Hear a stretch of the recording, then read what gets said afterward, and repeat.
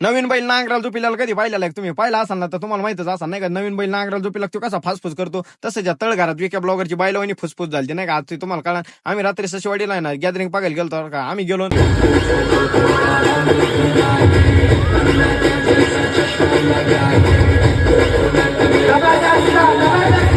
हा अण्णा गेला ना अण्णाच गाणं लागलं होतं. नात करतो काय नात करतो ना. आता ते समोरचे हेल्मेट घालून बसले नाही. ते आमच्या मामाचं पोरग आहे बरं का. आमचे मामा जे रोज ब्लॉग मध्ये असतात नाही का, ते अगोरे बाबा पुढे फुल जोडीन बसलं होतं नाही का, तरी लाजत नव्हतं ना. आमच्या मामा एवढ्या एवढ्या व्हिडिओ होते ना, कॅमेरा चालू आहे पाहून अशी इकडून इकडे पळत होते नाही का लपात. नंतर आम्ही घरी निघलो होतो, लागला पाऊस यायला. मग आमच्या टोळीतले भांडारा बाई जसे पेटले ना, नुसते शेद्याची एकमेकाला चालू गाडीत काही वाढायचे नाही का, नुसती माणसं आला पावसानं लागलं गार म्हणलं चला घरी गपची. घरी आलो सकाळी आवरून बिवरून मस्त की साईटवर निघलो नाही. हा मी देतो बरोबर.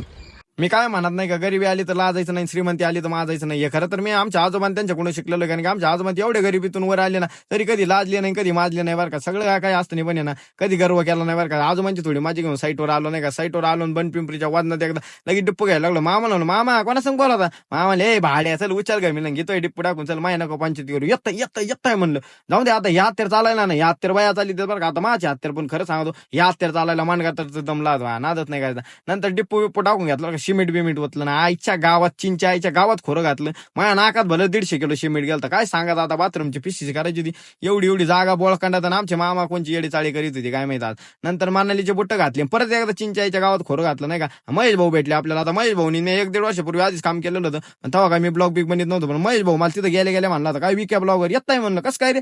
त्याला मी रील स्क्रोल करता करता तो ब्लॉग आलती, 1 नंबर ब्लॉग बनतोय म्हणलं. विक्या ब्लॉगर फॉर्मला आलाय. मामाला म्हणलं घ्या मग तुम्ही खोरा, आता मी लय फॉर्मला आलोय. आणि त्याच्यात महेश भाऊ म्हणला तर रील स्टारला पांगायला लावलो काय तुम्ही म्हणलं, आपलं रोजच येते. पण मामाने नंतर बाकीचे पांगिले नाही का, मला लावलं होतं इकडे जाळी बांधायला. आता जाळी बांधायला लावली तर बरं, लावली तर लावली, जाऊन दे लावू नको ना. पण ते तळघरात बांधायला लावली. याच्या आधीच्या ब्लॉग मध्ये मी एकदा हे तळघर लावलेलं आहे, अशी फाटून हातात आली, त्याच्यात हवाच लावत नव्हती. नुसतं त्या नवीन नांगराला झोपिलेलं बाईलावणी मी फासफूस करीत होतो त्याच्यात आतमध्ये घेतली हो बांधून नाही का.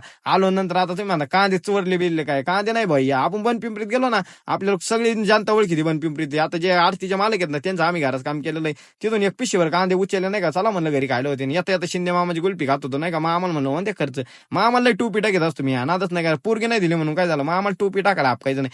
शिंदे मामाची गुल्फी खाल्ली म्हणजे अशी नाही खाल्ली. शिंदे मामाची गुल्फी संघ आहे ना, एक लय मोठी आठवणी 12 टायर वची ती पुढच्या ब्लॉग मध्ये सांगा.